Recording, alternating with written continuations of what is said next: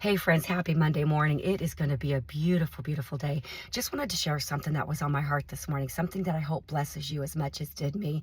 Had a very timely Bible study just in light of what yesterday was. Yesterday was the winter solstice, and it's considered the longest night, and there's just a lot of darkness this morning as I was driving here, and there wasn't a star to be seen in the sky.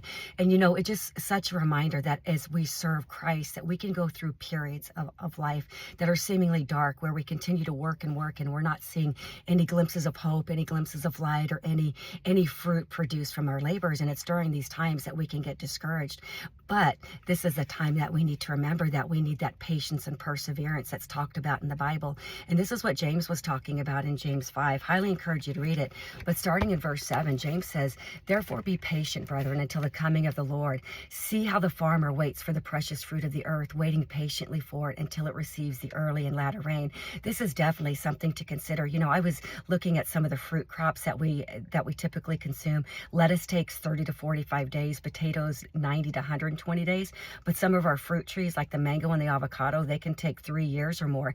And we never know how long we're going to have to wait. That's why we have to hang in there and be patient and persevering like the farmer, to plant the seeds and to trust that the Lord will grow them in his due time. And this is what he's talking about. And he goes on, he says, "You also be patient, establish your hearts." That means fix your eyes on Christ, be committed, be occupied with the Lord while you are waiting. Be so occupied with doing his work that you don't have time to fret or to worry about how the crops are going to grow, because he says, "For the coming of the Lord is at hand." And he reminds us, "Do not grumble against one another, brethren, lest you be condemned. Behold, the judge is standing at the door."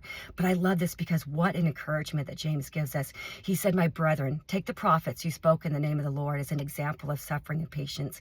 Indeed, we count them blessed who endure. You have heard of the perseverance of Job and seen the end intended by the Lord, that the Lord is very compassionate and merciful." We think about this. We think about the patience of Job. Job, we don't know how long his suffering was, but we know that it could be anywhere. I was reading the commentary, anywhere from a couple weeks to almost a year. But we know that Job came out better for it, not just because what he had lost was restored twofold, but he came out with more faith. He came out with more patience. He came out with just so much, served as example for us. And on the flip side, we look at Jeremiah, who preached for over 40 years and never saw any fruit.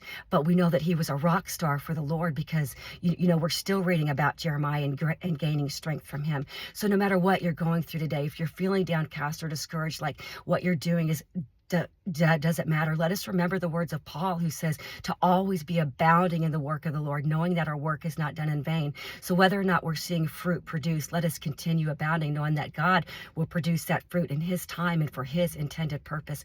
Our job is just to continue to work. So guys, I really, really hope that blesses you. I'm going to get in a workout, and get off to the best job ever. It is going to be a great day.